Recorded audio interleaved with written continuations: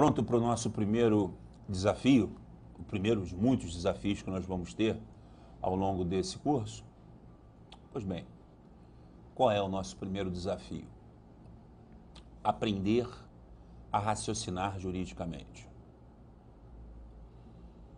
Eu preciso que você aprenda a raciocinar juridicamente, senão a gente não vai sair do lugar. É fácil, não é complicado não, pode acreditar, é bem fácil. É só você atentar para alguns detalhes do teu dia a dia que até então talvez você não tivesse atentado. Se eu perguntar para você o que é uma relação social, você não vai ter dificuldades para definir para mim o que é uma relação social. Desde que você começou a estudar, você trata desse tema. Você sabe que o homem é um ser social, que a gente está em relação social o tempo todo. Mas só que o direito não estuda as relações sociais. O direito estuda relações jurídicas. E para a gente começar a aprender a raciocinar juridicamente, você precisa ter o conceito de relação jurídica, senão fica inviável raciocinar juridicamente. Então tá. Todo mundo sabe que desde que nasce até o momento que morre, está em relação social. Quando você está em casa sozinho, você está em relação social, porque existem vizinhos que limitam e circunstanciam o teu comportamento social, mesmo na intimidade. Quando você está andando na rua, claro, você está em relação social. Quando você está no ponto do ônibus, você está em relação social. O que eu preciso que você passe a perceber é que, não obstante você permaneça em relação social o tempo todo, durante o seu dia, você entra e sai de inúmeras relações jurídicas. Esse é o primeiro passo para a gente começar a raciocinar juridicamente. É tipo uma alfabetização do raciocínio jurídico. Não sei se você já percebeu isso, mas quando você está no ponto do ônibus, está em relação social, você fez esse movimento, o ônibus parou, você colocou o pé no estribo do ônibus, você continua em relação social. Mas naquele momento, naquele exato momento, você ingressa numa relação jurídica. De um lado, uma concessionária de serviço público de transporte coletivo, do outro lado, você. Um vínculo jurídico contratual que se consubstancia num contrato de transporte, com preço pré-estipulado, com trajeto pré-pactuado.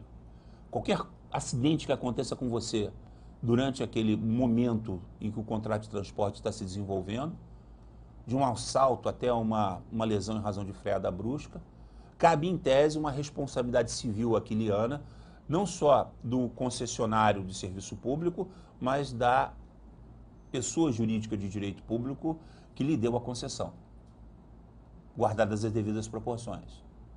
Então, você continua em relação social dentro do ônibus, mas você também está em relação jurídica. Quando você está andando na rua, você está em relação social. No momento que algum objeto despertou tua atenção, na banca de um comerciante ambulante, no momento que você entra numa loja para adquirir um objeto, você permanece em relação social, mas naquele momento você tem, de um lado, um promitente comprador, do outro lado, um promitente vendedor, uma relação jurídica contratual que se baseia no direito do consumidor, a aquisição de um bem imóvel fungível, com todas as consequências jurídicas contratuais que isso pode acarretar.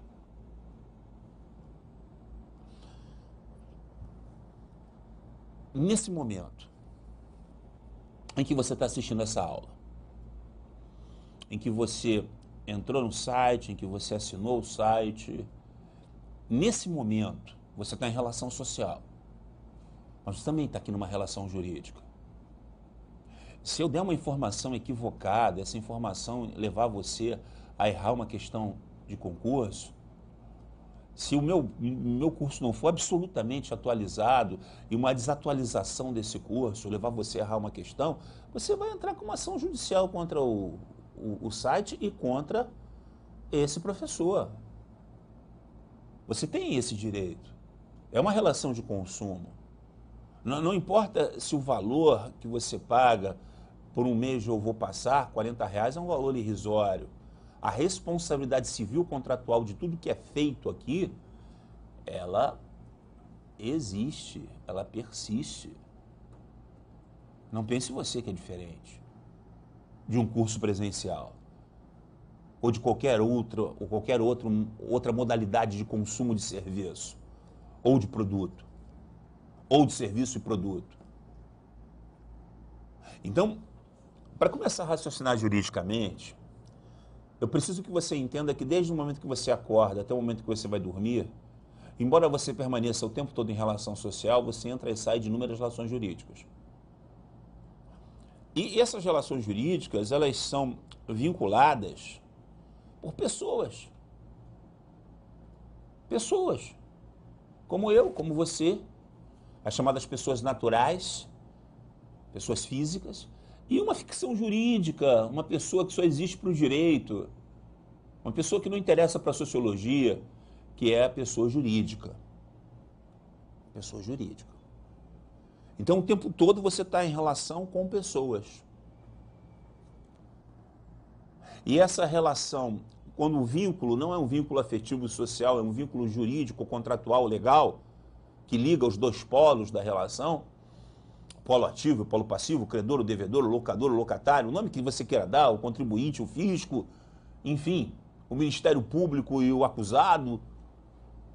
Esse vínculo jurídico contratual, legal, isso forma o que a gente chama de relação jurídica. Beleza, então você já está aí com material para pensar, né? Poxa, então fica mais fácil raciocinar juridicamente quando eu percebo que vários comportamentos ao longo do meu dia têm ou podem ter consequências jurídicas. Bom, cada uma das disciplinas que compõem essa ciência, o direito, estuda alguma coisa especificamente. O direito lato sensu, escreve assim, ó, lato sensu, uma expressão em latim,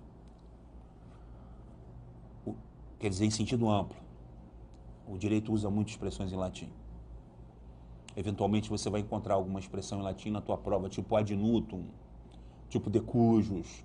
Com o tempo você vai aprender o que significam essas expressões. Mas essa é a primeira expressão que eu quero que você entenda. O direito lato sensu, em sentido amplo, estuda relações jurídicas, que é isso que eu estou tentando explicar para você o que é. Acho que eu consegui. Mas cada uma das disciplinas do direito, o stricto sensu, stricto sensu. Cada uma das disciplinas do direito, em sentido específico, tem um objeto de estudo. Tá? Não me interessa o objeto de estudo do direito penal, que é o fato criminoso, o ilícito, seja um crime ou uma contravenção. Não me interessa o objeto de estudo do direito tributário, que é o fato gerador. Não me interessa o objeto de estudo do direito administrativo, que é a administração pública, a relação dela com os administrados e seus servidores. Não, nada disso me interessa porque eu não estou dando aula de direito penal, direito tributário e direito administrativo. O que vai me interessar para dar o primeiro e tímido passo na compreensão do raciocínio jurídico constitucional é o que o direito constitucional estuda. Bom, o direito constitucional é uma das disciplinas do direito público. Nós temos o direito público e o direito privado. O direito constitucional, ele está localizado no ramo do direito público. Por quê?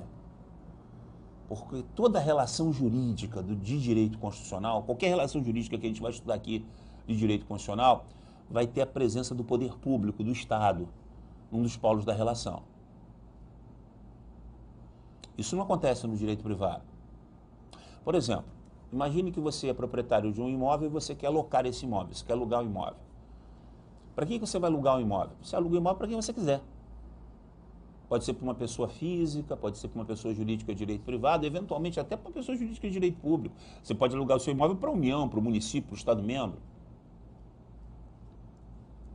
Mas não é necessária a presença de uma pessoa jurídica de direito público no polo de uma relação jurídica de locação. Então, não é imprescindível uma pessoa jurídica de direito público, não preciso necessariamente da União, do Estado membro, do município, do Distrito Federal, de uma autarquia, num dos polos da relação jurídica, tem dois polos, o ativo e o passivo, o credor e o devedor. Então é uma relação de direito privado. Agora, quando você pensa numa relação jurídica de direito tributário, mesmo que você nunca tenha estudado direito tributário, filho, num dos polos quem está? O contribuinte. Quem é o contribuinte? Eu, você, pessoa física, pessoa jurídica, direito público, direito privado, vai lá o contribuinte. E no outro polo quem é que vai estar? O fisco. É uma pessoa jurídica de direito público. Se a relação é baseada no imposto de renda, a União. Se é no IPTU, o município. Se é o IPVA, é o Estado. O Estado membro. Não dá para imaginar, não dá para plasmar uma relação jurídica de direito tributário sem o poder público num dos polos da relação. Às vezes em ambos. Portanto, eu posso dizer que o direito tributário é um direito público. A mesma coisa acontece com o direito penal e com o direito administrativo. E não é diferente com o direito constitucional. Então, o direito constitucional é um direito público, porque toda vez que você vai estudar uma relação jurídica de direito constitucional, o poder público está num dos polos da relação. Ou em ambos. Perfeito. E como todas as disciplinas que compõem os ramos do direito, o direito público e o direito privado, têm um objeto de estudo stricto sensu, o direito constitucional também tem um objeto de estudo stricto sensu. Algo que o direito constitucional e somente o direito constitucional estuda especificamente. E aí, é por aí que a gente começa, né? A gente começa tentando estudar, entender o que o direito constitucional estuda. Qualquer livrinho de direito constitucional que se abrir vai aparecer essa expressão lá. O objeto de estudo do direito constitucional é a Constituição Política do Estado. A Constituição Política do Estado. Rogo a Deus que essa expressão não diga nada a você. Tomara que seja a primeira vez que você esteja olhando para essa expressão. Porque fica muito mais fácil plasmar uma ideia numa mente vazia do que plasmar uma ideia numa mente que já tem um pré-conceito. Seja como for, cabe a alguém que pretenda entender direito constitucional para fazer um concurso público de nível médio uma providência básica, entender o que essa expressão significa. Como o significado dessa expressão exige algum cuidado, vamos dissecá-la, vamos parti-la. Vamos tentar entender inicialmente o que é Estado. Peraí. O direito constitucional estuda a Constituição Política do Estado. Mas o que é Estado? Uma advertência. O direito constitucional não estuda o Estado. Existe uma outra disciplina jurídica de direito público que faz isso. É chamada Teoria Geral do Estado. Mas para entender o que o direito constitucional estuda, eu tenho que entender o que é Estado para o direito constitucional. O que é Estado para o direito constitucional? Muito simples. É a reunião de 4 elementos.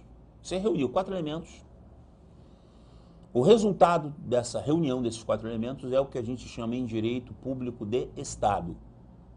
Então não tem por que complicar, né? Primeiro elemento. O primeiro elemento do conceito de Estado é o elemento espacial.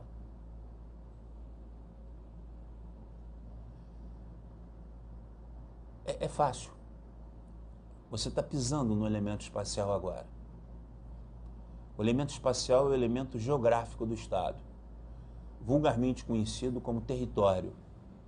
Do Oiapoque até o Chuí, você pode dimensionar com relativa precisão o território, o tamanho do território do Estado brasileiro. Sugiro, né?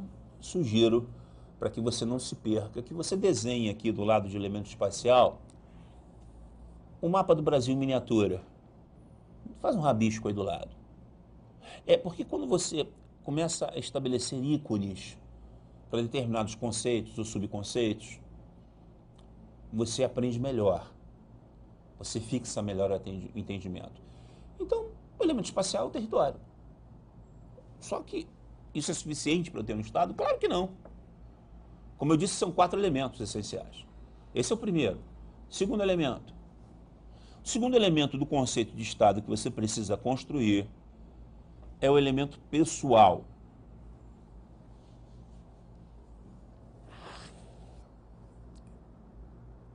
Dá uma olhada pela janela, se você tem uma janela aí, que dê para a rua, que você vai ver o elemento pessoal, é a população.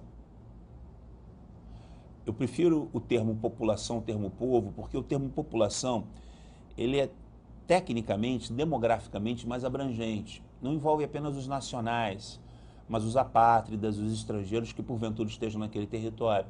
Toda a gente. É um conceito inclusivo, não exclusivo. Então eu prefiro população a povo. Então eu tenho aí, na ideia de população, a ideia desse segundo elemento. Aí, de repente, desenha aqui do lado do elemento pessoal um monte de gente. Tá aí. Mas será que um território cheio de gente é um Estado juridicamente considerado? Não. Precisa de mais elementos. Vamos acrescentar o terceiro elemento a essa mistura. O elemento jurídico. Sim, o direito, a finalidade social jurídica do Estado. Esse elemento jurídico que consubstancia no direito, na finalidade, ele pode ser representado, grosso modo, pela ideia de governo. Então, quando você pensa no elemento jurídico, para a gente começar a raciocinar, você pode pensar na presidente da República, você pode pensar no governador do estado, no prefeito da capital, ou prefeito do município onde você vive. Você tem 3 níveis de governo no Estado brasileiro, que você vai aprender que o Estado brasileiro é um Estado federal de 3 níveis. Mas isso depois. Por hora, eu fico feliz se você desenhar aí os governantes como, digamos assim, ícones representantes desse elemento jurídico. E repare que esse elemento jurídico ele é fundamental, porque ele vai ordenar a convivência e distribuição do segundo elemento no primeiro. Ou seja, ele vai ordenar as regras de convivência e a distribuição da população dentro do território. Tá. Mas um território cheio de gente, com um sistema jurídico e governante, é um Estado? Não. Não é. Precisamente nesse momento, você distingue o conceito de Estado brasileiro, de República Federativa do Brasil, com o conceito de nação Yanomami, por exemplo. Os Yanomamis possuem os 3 primeiros elementos. Um território que é bem da União, mas é de exclusividade o uso da nação Yanomami. Um povo, e aí, em razão do grau específico de etnia, a expressão antropologicamente correta aqui seria povo e não população, um povo.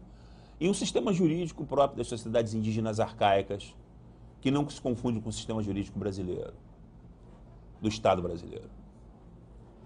E que é tolerado pelo sistema jurídico brasileiro até certo ponto, dentro dos limites da razoabilidade. Por exemplo, se nós tivéssemos uma tribo Yanomami que promovesse sacrifícios humanos, isso não seria tolerável dentro do sistema jurídico brasileiro, mas a forma dos índios resolverem seus problemas dentro da comunidade indígena é, inclusive, objeto de proteção por parte da FUNAI e do Estado brasileiro. Portanto, a nação Yanomami, e você percebe isso intuitivamente, não se confunde com a República Federativa do Brasil. São coisas diferentes. Mas por que são diferentes? A nação Yanomami, ela não é uma pessoa jurídica de direito público, como a República Federativa do Brasil é. Ela não tem personalidade jurídica, ela não pode figurar num polo ou outro da relação jurídica. Ela não pode se obrigar juridicamente, ela não pode contratar juridicamente. Ela tem que ser substituída ou assistida, dependendo da natureza da relação jurídica. Ela não tem capacidade jurídica, não tem personalidade jurídica e não tem capacidade jurídica. Como eu tenho, depois dos 18 anos de idade, como você tem, como uma pessoa jurídica de direito privado, uma empresa tem, como uma pessoa jurídica de direito público, a União, os Estados-membros, os municípios tem. Por que a nação Yanomami não é pessoa? Por que ela não é um Estado? Porque o Estado é uma pessoa. É uma pessoa de direito público externo, mas é uma pessoa. Por que a nação Yanomami não é uma pessoa? Porque ela não possui o quarto elemento essencial ao conceito de Estado. E é esse quarto elemento, efetivamente, que distingue uma nação despersonalizada de um Estado. E esse quarto elemento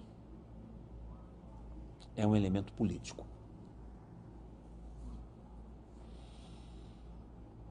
E ele tem um nome. E essa palavrinha, esse conceito vai nos acompanhar durante todo o curso de Direito Constitucional. Essa palavrinha é soberania. O que é soberania? Bom, tentando simplificar a ideia, e não é uma ideia fácil de simplificar, mas eu diria que soberania é um poder político que se traduz numa vontade superior a qualquer outra vontade dentro do território do Estado e que, ao mesmo tempo, coloca esse Estado em pé de igualdade com os demais Estados que compõem a comunidade internacional. Então, esse poder político, ele se depreende a partir de uma relação de reciprocidade. Eu reconheço você como Estado soberano desde que você me reconheça como Estado soberano num diálogo internacional. Internacional que está, como o nome diz, internacional, que está entre as nações. No caso, as nações personalizadas, os Estados. E é uma coisa interessante, porque essa reciprocidade, ela se materializa nos seguintes termos. Observe aqui. O Estado soberano é aquele que respeita o território, a população, o direito e a finalidade dos demais Estados que compõem a comunidade internacional, desde que reciprocamente os demais Estados respeitem o seu território, a sua população e o seu governo. Então, exige-se essa reciprocidade. A Palestina, por exemplo, é um bom exemplo a Palestina. A Palestina, ela tem território, ela tem população, tem governo, tem direito, tem finalidade. Mas por que não se reconhece o Estado palestino? Porque é um estado de beligerância entre a Palestina e Israel. Se em determinado momento Israel reconhecer o Estado palestino, por que o resto do mundo não reconheceria? Nesse momento, o Iraque. O Iraque tem tudo isso, tem os três primeiros elementos, mas tudo indica que o que a gente chamava de Iraque vai se fracionar em três estados soberanos. Um xiita, um sunita, enfim. A tendência é essa, desfacelamento do Iraque pós-ocupação das chamadas forças de coalizão internacionais, capitaneadas pelos Estados Unidos da América, conforme lembramos e sabemos, até porque é um episódio histórico bastante recente. Tá legal, professor. Estou começando a entender, mas eu estou com uma dificuldade. Quando o senhor falou em elemento pessoal, eu desenhei a população. Quando o senhor falou em elemento espacial, eu desenhei o mapa do Brasil. Quando o senhor falou em elemento jurídico, eu desenhei os governantes Mas me dá um ícone para o elemento político. Onde é que eu vou encontrar um ícone para esse elemento?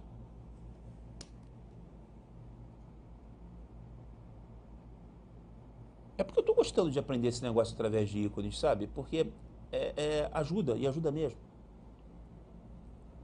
Houve um tempo em que o ícone era uma pessoa. Era o rei. Tem uma frase célebre do rei Luís XVI, o chamado Rei Sol da França. L'état c'est moi. O Estado sou eu. E era. Nas monarquias teocráticas, teodeuscracia, poder, nas monarquias pretensamente divinas, o rei era o Estado, o rei era o soberano. A figura do rei se confundia a figura do Estado. Só que não é mais assim. O rei não é mais um ícone que possa ser designado para o conceito de soberania, porque ocorreu um movimento jurídico, social, político, econômico, chamado de constitucionalismo. Esse movimento, influenciado por ideias francesas, eclodiu primeiro em solo norte-americano, com a Revolução Inglesa, posteriormente com a Revolução Francesa, e se consolidou a partir de 1830 na Europa. A figura do rei é substituída por uma outra figura. Hoje, quando eu quero buscar um ícone para a soberania, eu encontro uma lei, a Constituição.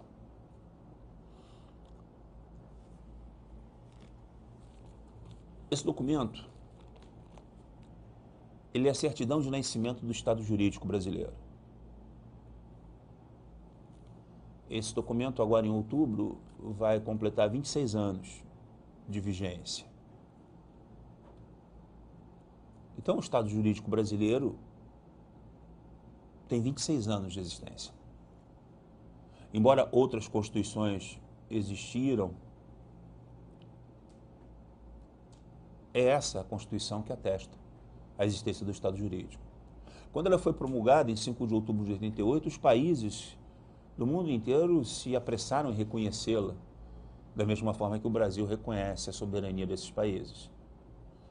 Nenhuma vontade é superior à vontade que está nesse documento. Nenhuma pessoa o substitui. O presidente da República não é soberano. A pessoa física do presidente da República não encarna a soberania.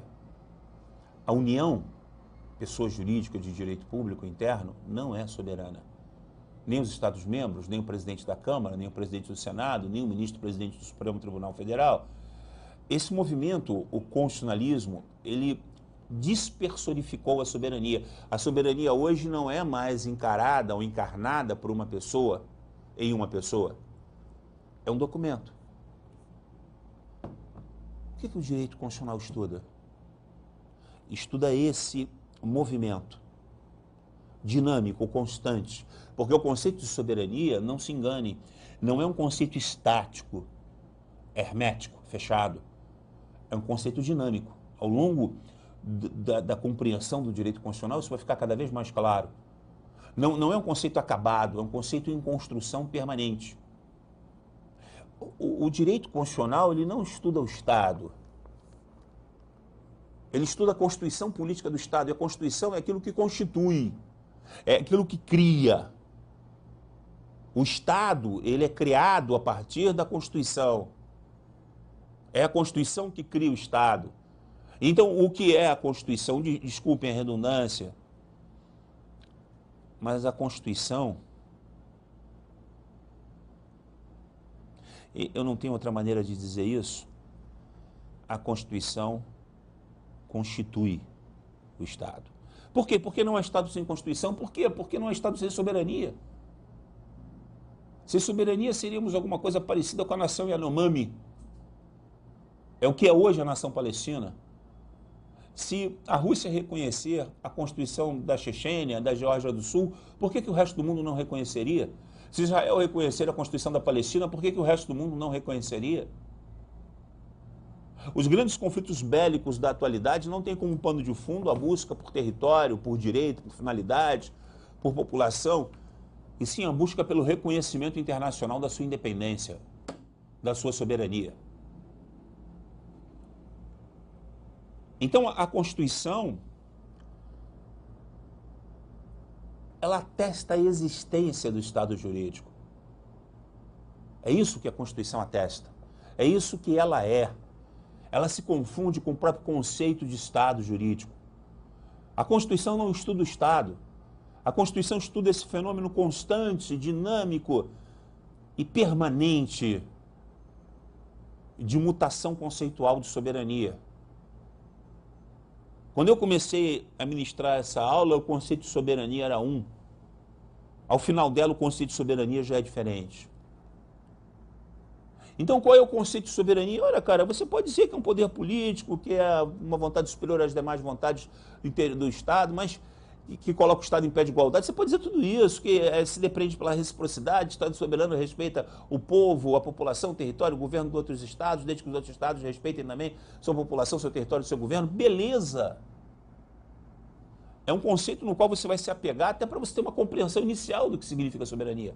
Mas soberania é um termo que tem várias dimensões, inclusive a soberania individual, a capacidade de autodeterminação, a preservação da dignidade da pessoa humana, que não se confunde com a soberania política, que é a soberania que nós estamos estudando aqui.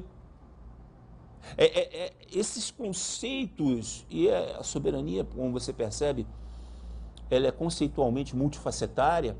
Esses conceitos, eles todos conspiram a favor da progressão, da evolução social. Não existe um conceito acabado ou perfeito de soberania. Existem conceitos que vão se adequando aos tempos. Ora, quem diria que manifestações populares de grande dimensão poderiam modificar o conceito de soberania como modificaram ou vem modificando desde o ano passado? Quem diria que o redimensionamento da chamada liberdade de reunião fosse impactar tanto no conceito de soberania?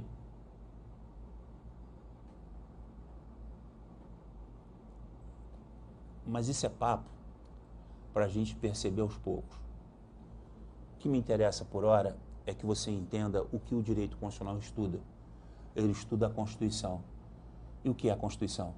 A Constituição é aquilo que constitui o Estado, numa linguagem simplista. Mas não é só isso. É muito mais do que isso.